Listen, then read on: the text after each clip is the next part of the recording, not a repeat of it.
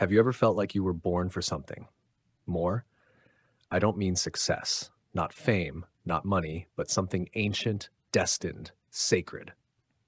There's a quote I once read that haunted me for years. It said, "The moment you stop searching is the moment you become what you've been searching for." And for the longest time, I didn't understand it, but now I do. And if you're watching this, maybe, just maybe, so do you. Let me take you back to a strange day. I was in my late 30s. A man named Elijah Reed, born in 1985, raised in Georgia. Ordinary background, but my inner world, anything but ordinary. That day, I was sitting alone in the mountains, silence all around me. I hadn't spoken to a soul in 3 days. I wasn't meditating. I wasn't doing breath work. I was just sitting. And I realized something terrifyingly beautiful. I no longer felt like I was separate from anything. No gods in the sky. No universe out there. No me trying to connect.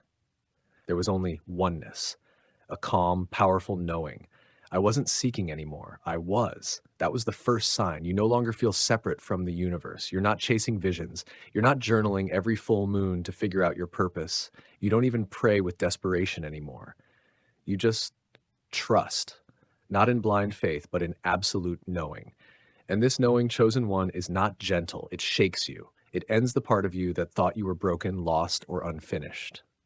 It whispers, "You were never asleep. You were never alone. You were never missing anything. You are the thing you sought." You feel it, don't you? In your bones, in your chest, in that strange stillness that sometimes settles over you when the world goes quiet. If you feel this, it's no accident.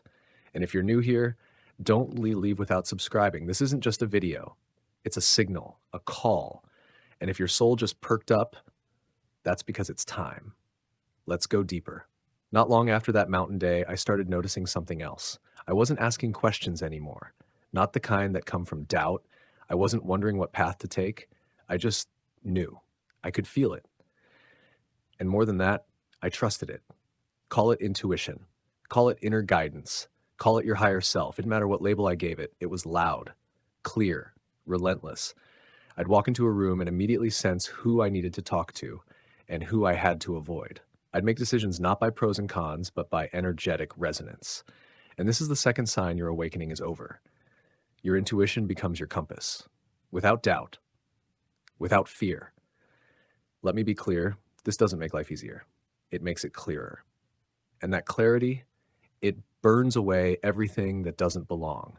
You're not still stuck in that cycle of self-doubt. You don't ask 10 friends what to do anymore. You just act because you already know. And if this is starting to sound like you, then stop waiting for another sign. This is it. Type 777 in the comments if this is resonating. That's not just a number, it's a declaration, a frequency, a statement to the universe.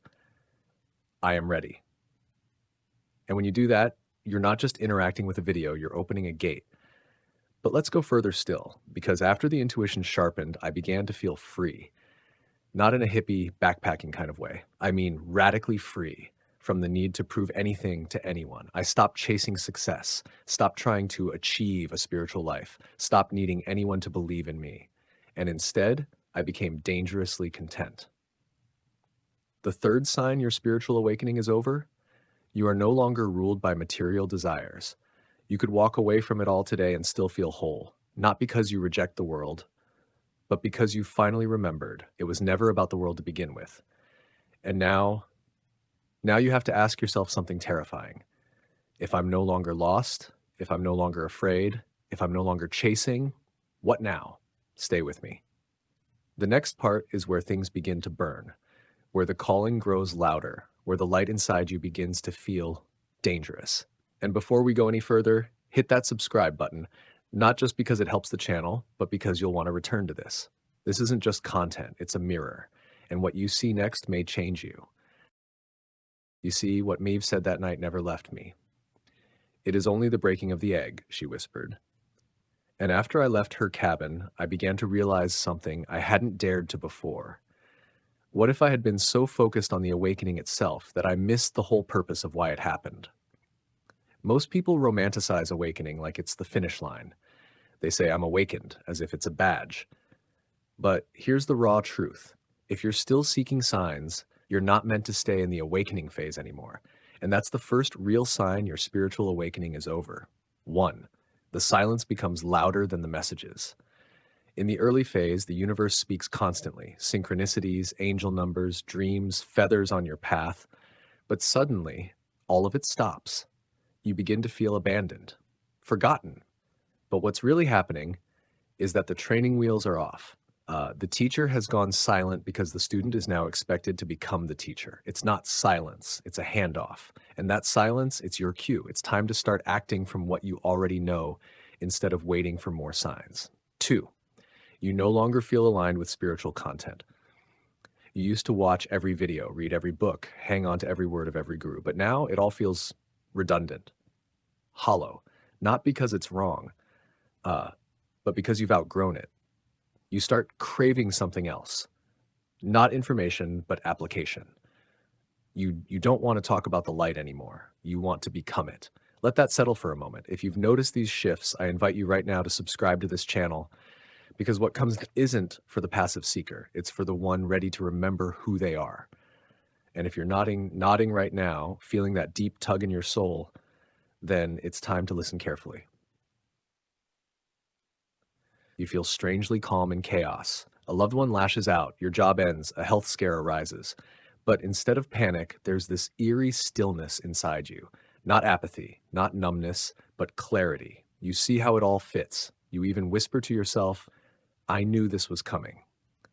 That's not intuition anymore. That's activation. You're not becoming sensitive to energy. You're becoming one with it. You don't just observe the storm. You become the eye. Let me tell you a story. There's an ancient tale from the East of a monk who sat meditating under a Bodhi tree. One day, the forest caught fire. The other monks screamed and ran, but he didn't move. When they returned, they asked, "Why didn't you run?" He said, "I had no more place to run to. The fire outside me had long burned inside me. There was nothing left to fear." That monk, he didn't need guidance anymore. He had become the guidance.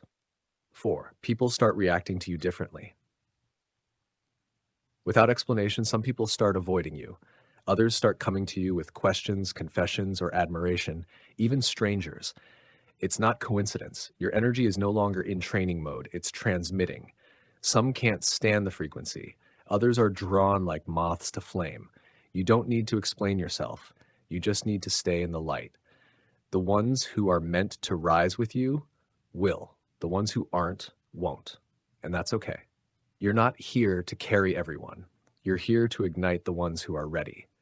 And if these signs have been showing up in your life, the silence, the disinterest in theory, the strange calm, the shift in relationships, then I have one message for you. You're not awakening anymore. You're awakening others. But before we move forward, take this moment. Breathe in. Ask yourself, what is the one thing I keep avoiding, even though I know it's time? That thing? That's your doorway now. And if you're feeling this, truly feeling it, leave a comment. Tell me your story. You're not alone. And don't forget to subscribe, because in the next part, we'll go deeper into what it means to use these powers and how you were chosen to live in a world that's waiting for someone exactly like you. So there I was, standing at the edge of the cliff Maeve once showed me in a dream. Not metaphorically, literally. The same sharp crag where the Atlantic wind screamed like voices of ancestors, where sea and sky collided like fire and breath. I had followed the signs, every one of them, the animals, the silence, the synchronicities, the burning in my chest, the echoing voices that no longer felt foreign. But I still had one final question. When do I know I'm ready to use the power? The wind didn't answer me. The ocean didn't rise up in a miracle. The sky didn't split in two. Instead, I heard it. A whisper. Not outside, but inside. You are no longer waiting for the light. You are the light. And the world is starving for it. And that's when I saw it. Not with my eyes, but with something deeper. The aching in others, the questions in their eyes that they don't know how to ask, the battles they fight in silence, the walls they've built around their hearts to keep the dark out, yet those very walls keep the light in. You see, people think spiritual awakening is for themselves, for their healing, their peace, their clarity. But that's only the beginning. Real awakening, true awakening, is when your existence becomes a weapon against despair, a torch for the lost, a mirror for the forgotten. You begin to feel what's not yours, but you carry it anyway. You begin to speak words that aren't from you, but you say them anyway. You begin to walk through darkness, not because you're fearless, but because others are more afraid. That is how you know it's over. Not your purpose, not your journey, but the spiritual awakening. Because after the signs, the tests, the silence, the visions, the healing, the power is no longer something you wait to feel. It becomes something you choose to give. You touch someone's arm and they feel warmth they forgot existed. You speak and their breath stills, not because of you, but because something in you has found something in them. And now you live differently. You no longer chase meaning, you radiate it. You don't hide from darkness. You walk into it like a soldier made of sky. You are not the seeker anymore. You are the sign others are praying for. So if you're hearing this right now, if you feel the burn in your chest, if you feel like everything around you is collapsing and yet somehow you've never been more alive, then this message is for you. You are the chosen one, and you're not here to be saved. You're here to remember, to rise, to radiate. And now it's time to use your powers.